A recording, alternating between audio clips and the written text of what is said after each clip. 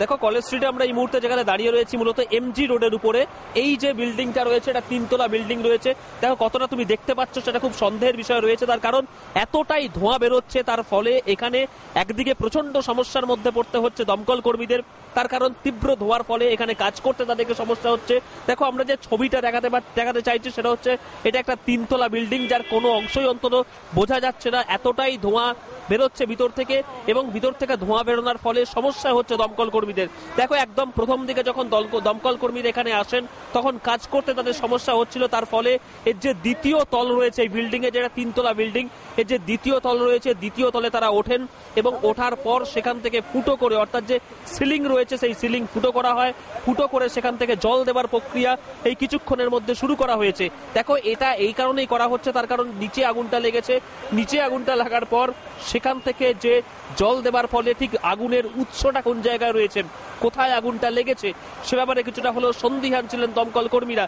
তার ফলে একদম উপরের দিকে যেখান থেকে এই আগুনটা লাগে সেখান থেকে সিলিংটাকে ভাঙা হয়, কিছুটা হলেও ফুটো করে সেখান থেকে জল দেবার চেষ্টা করা হয় যাতে, এবং সেই জল দেবার পর আমরা দেখতে পাচ্ছি ভিতর থেকে প্রচুর ধোঁয়া বেরিয়ে আসছে।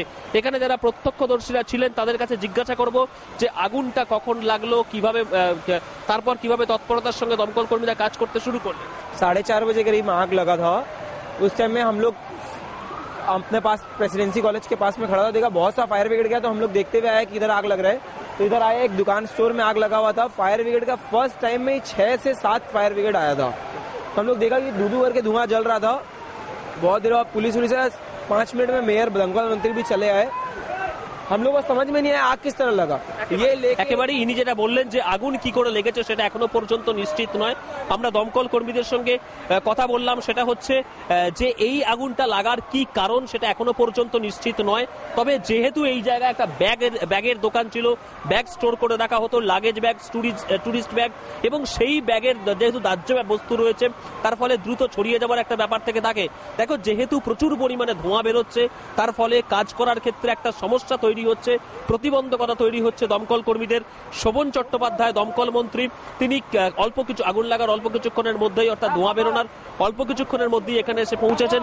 তিনি একটি গুরুত্বপূর্ণ কথা বলেছেন, সেটি হচ্ছে যে এই যে আগুনটা লেগেছিল সেই আগুনটা লাগার ক্ষেত্রে তারা বেশ কিছু নিয়ম বিধি তৈরি করার চেষ্টা করছেন যে যাতে এরকম আগুন লাগলে অতি দ্রুত নিয়ন্ত্রণে আনা যেতে পারে, কিন্তু বেশ কিছু ক্ষেত্রে দেখা যাচ্ছে সেগুলোর উপরে কিছুটা হলো গুরুত্ব কম দেওয়া হচ্ছে, তার ফলে এরকম বারবার আগুন লাগছে।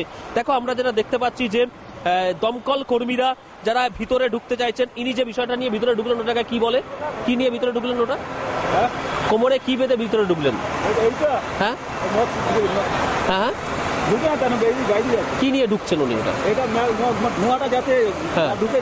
ধোঁয়াটা যাতে ওনার মধ্যে শরীরের মধ্যে না ঢুকতে পারে সেরকমই একটা বিষয় নিয়ে তিনি ভিতরের মধ্যে ঢুকলেন, যাতে সেখান থেকে এই যে প্রচুর ধোঁয়া বেরোচ্ছিল সেই প্রচুর ধোঁয়া বেরোনোর পর যাতে তিনি সুস্থ থাকতে পারেন, তোমাকে যে বিষয়টা বলছিলাম সে কারণেই তিনি এইভাবে ভিতরে ঢুকলেন। দেখো এখান দিয়ে যে মই রয়েছে এই মই রয়ে দমকল কর্মীরা একদম উপরে উঠছেন, উপরে উঠে সেখান থেকে তোমাকে যেটা বলছিলাম যে সিলিংটাকে ফুটো করা হয়েছে, তার মধ্যম দিয়ে জল দেওয়া হচ্ছে, এবং তারপরই আমরা দেখতে পেলাম যে পদ্ধতিতে এবং বুদ্ধিমত্তার সঙ্গে দিয়ে উপরে সিলিংটাকে ফুটো করে সেখান থেকে জল দেওয়া হলো, এবং তারপর পরিস্থিতিটা কিন্তু অনেকটা যে আয়ত্তের মধ্যে আসছে ধীরে ধীরে সেটা কিন্তু বলা যেতে পারে।